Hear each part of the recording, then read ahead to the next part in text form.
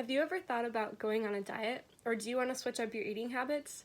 If you are willing to sacrifice one of the biggest staples in the food industry, I'm here to tell you why ditching the meat and going vegetarian will be better for not only your health, but the health of the environment around you.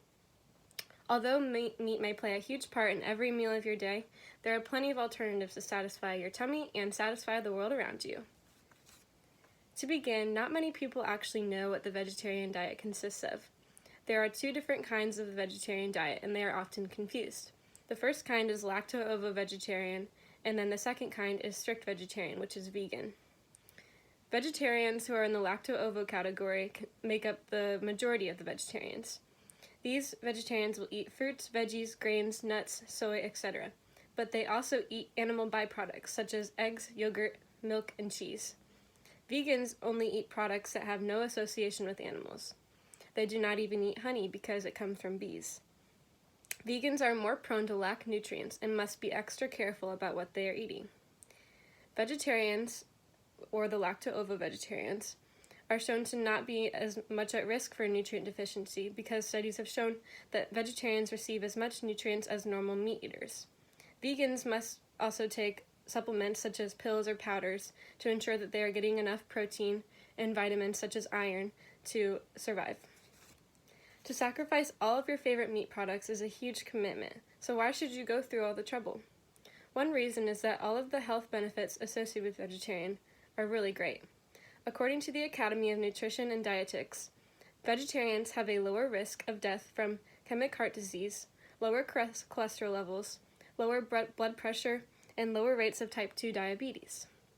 Also, vegetarians have a lower body mass index overall, and they have a lower overall cancer risk. Of course, all of this depends on how the vegetarian is eating and keeping track of their diet. If the vegetarian is going to be eating greasy fries and veggie burgers all day, they're not going to be having different health risks than the normal meat eater, because of course that's not going to be enough nutrients and satisfy their needs. One thing that always prevents people from pursuing a vegetarian diet is that it will be too hard to find things to eat at restaurants or formulate good meals at home. Here are a few good tips to help determine that struggle. One is to find new recipes that excite you to try to cook a vegetarian meal. You may find a good vegetarian cookbook that might excite you, or you may ease into the diet. The second tip is to maybe once a week try to find a way to go maybe just Mondays. Don't eat meat for Mondays, and then you can have meat the rest of the days.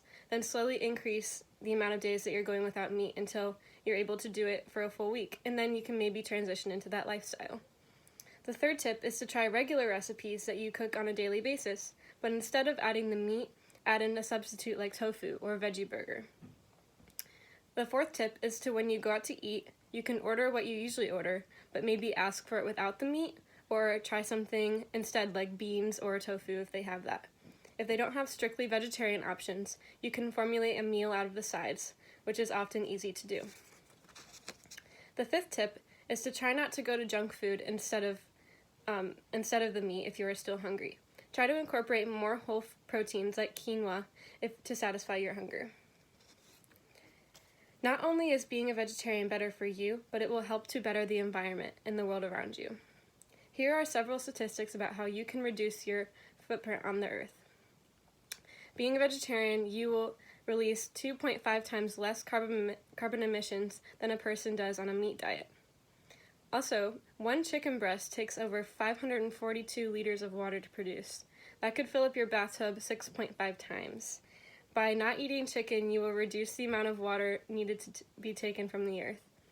By being vegetarian for 1 year, you could save the same amount of emissions as taking a small family car off the road for 6 months. 2.5 times the amount of land needed to grow food is required compared to a meat-based diet. By being vegetarian, you will reduce the amount of trees needed to be chopped down to create land space to grow food. It takes a lot of land space to grow the cows and the chickens and everything that meat eaters eat. Of course, with all the benefits, there are downsides from the opposing viewpoints. People who argue against a vegetarian diet say that you may not get the right kinds of or enough protein without the meat. They also say that we may not receive enough saturated fat, which is essential fat for the brain and vital health. However, vegetarians are able to receive all the protein and fat needed from dairy or supplements like pills and protein powders. It is also argued that humans do not have the right vital organs to digest cellulose, the main fiber in plants, but that is not the only thing vegetarians eat.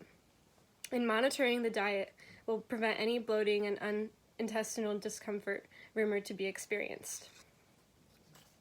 Besides the health benefits of being a vegetarian, there are health risks that come along with eating meat. There are plenty of reasons to avoid eating meat in today's world of processing and adding preservatives to food. The first reason is that farm animals are pumped with antibiotics to lessen the amount of food needed to feed them and make them bigger. This increases the growth of bacteria in the meat. The second reason is that meat is treated with carbon monoxide. Although carbon monoxide on its own is not of any risk in its liquid form, but this increases the desirable red color of steaks bought at supermarkets. The gas keeps meat from turning brown or gray. This increases the risk of salmonella in eating these products. The third reason is that meat is held together with a meat glue. This meat glue is called transglutamines, and it is made from the fermentation of bacteria. This is found in all of your meat products because they may be gluing together meat scraps to form your one piece of steak. The fourth reason is that, well, you better be ready to be grossed out. In 2018, Consumer Reports tested 300 packages of ground beef. And do you know what they found in every single one of the packages? Fecal contamination. If your meat is not cooked properly, it could increase many dangers, including E. coli poisoning and blood infections. And yes, this means that your beef is packaged with poop. In many ways, meat process, it gets very messy in them farms, and poop is maybe squashed into the carcass of the animal, which is then processed into the beef, and it gets all messed up, and that's why it's in every single package of ground beef. Now that I have definitely grossed you out with the idea that you may be eating cow poop with your meal, I hope that you have considered and retained some information about the vegetarian diet. Remember that it does not have to be a difficult process, and there are many easy ways to transition to this lifestyle.